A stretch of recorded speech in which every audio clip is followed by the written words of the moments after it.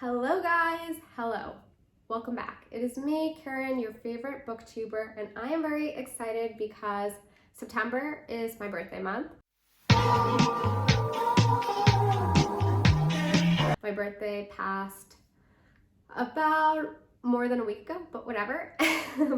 I spent my birthday in Paris. I came back to London where I met Kiran from Katie Books and Sarah from Freshly Read Books, and it was awesome.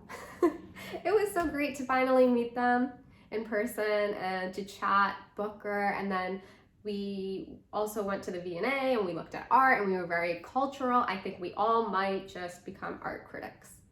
And then after that, I went to Copenhagen for a little trip with one of my friends from Boston, and that was great. And now I am ready to show you guys the books that I got for my birthday and that I'm excited to hopefully dig into very soon. I'm really eager to read these books, especially now that most of my Booker reading is like past me. It's in the past. We're done with that. I don't even want to think about a lot of those books. But let's just dive right into it.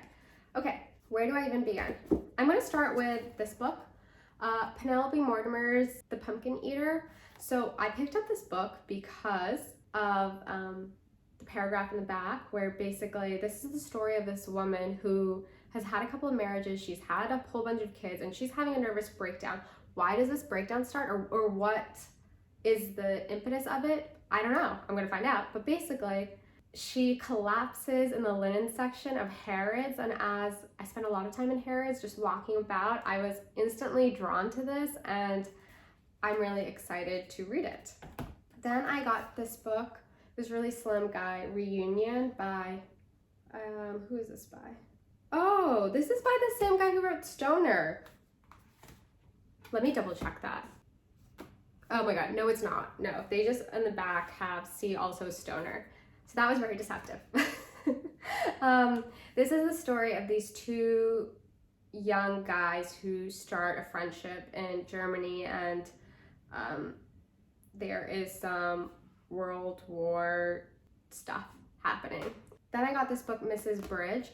This was really interesting to me because it's a series of vignettes exploring this woman's life and kind of how she is dissatisfied, but then why I was really inspired to pick it up is because we have this one. This was published first, and then the author decided to write Mr. Bridge, and it's the man's point of view. So I thought that was really cool, and I'm going to read this hopefully soon and then be able to get the husband's point of view and see how the author tackles these self-portraits and what he chooses to focus on, how the wife has one point of view and then the husband naturally is going to have a different point of view perspective because, you know, two people can have the same thing happen to them but have very different experiences, thoughts on it. Anyways, Dogs of Summer. This book has been making the rounds. I know it was most recently the book club choice for Sunnies, and I've also heard rumors, or not rumors, but people speculating that it could be shortlisted for International Booker, and it's the story of a 10-year-old narrator, summer of 2005, consumed by thoughts about her friend Izora. And so as someone who really enjoys or who frequently reads books about obsession, female friendship, I think this is a good little addition. Then I got The Last White Man by Mohsin Hamid, mostly because it was $5 off. I also didn't realize how slim it is. So this is a story of a man who wakes up kind of Kafka-esque. Rather than becoming an insect, he discovers that his skin has changed overnight. Having read a couple of Mohsin Hamid's works, it's been a while since I've dipped into his novels, so I'm kind of excited to see if his style has evolved, and also just, I don't know, it seems like a very interesting story. Also guys, I have been a little obsessed with Virginia Woolf. If you're not in Kiran's Discord, you should be, but I put in a YouTube video that I had found of a recording of Virginia Woolf's voice, and I have been reading a lot about her. And then After Sappho has a lot of writing around Virginia Woolf, so that was kind of a sign to me that I just really need to read a biography on her. I have previously read some of her work. I want to read more of it. I think she's such a great writer, so important to the canon. I had been researching, looking into which biography to get. In the US, it's actually really hard to find biographies about her in the bookstore. I would have to order one, but when I came to London, I went to a couple bookstores and discovered that there's a lot of biographies about her in British bookstores.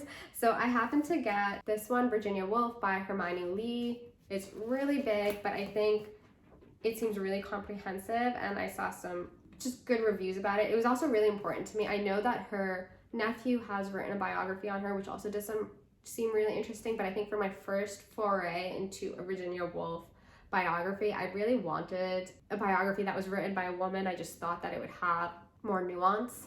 Then next up we have Sterling Karat Gold. This has been on my radar for a while.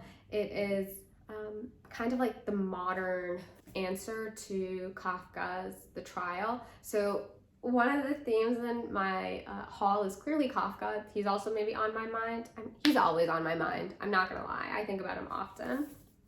So I'm really excited to read this. I have heard that it's really trippy and out there. And as I want to read more wild and obscure things, I'm hoping this is the answer. Then I also got Death by Landscape by Elvia Wilk. I also just started on Audio Oval, but I'm not that far into it. So this is basically a collection of her essays. It's a lot about writing and living in this modern age. I want to read more thoughts about writing, so this seems like a good foray into that. Having recently read Elena Ferrante's In the Margins, it seems like a good next step, but I would love if you guys have any recommendations of really good, interesting writing about writing. I also got Takedown, Art and Power in the Digital Age by Farah Nayari, which is an Astor House release. And I used to do a lot of reading about art, then that kind of took a bit of a backseat. But now I am ready to delve into that world again, to learn a little bit more. And so yeah, that's that. Oh, and then continuing down that line of writings about art, my mother got me this, The Story of Art Without Women by Katie Hessel. Now this is like basically a textbook or like a really pretty coffee table book. Really great paper. Great job, guys. But basically, this author has decided to put together a text about women artists, because when you think about art history, a lot of museum spaces, we have, as a society, dedicated so much to recording, remembering, investing in male artists, and this is a book that's exploring the art world without men and who are the women, historical and present, that we should have an eye on and we should think about and know. So I felt like it was an important thing to include in my library, and I'm really looking forward to digging into this. I think both this and the Virginia Woolf biography are both obviously really big books that I want to take my time with and really just indulge and enjoy. So that is that. Oh, and I don't know if I mentioned this in the beginning, but I have surpassed 1,000 subscribers, which is very exciting. I am so happy and thankful for all of you guys. It really brings me so much joy to make these videos and also to be interacting with people in the bookish community and to chat about literature, because with the exception of school, so much of my reading is very private because most of my IRL friends don't read, and I'm really, really, really happy and thankful that I can talk to you guys about books and have you guys talk back. Okay, that's everything. I will see you guys later.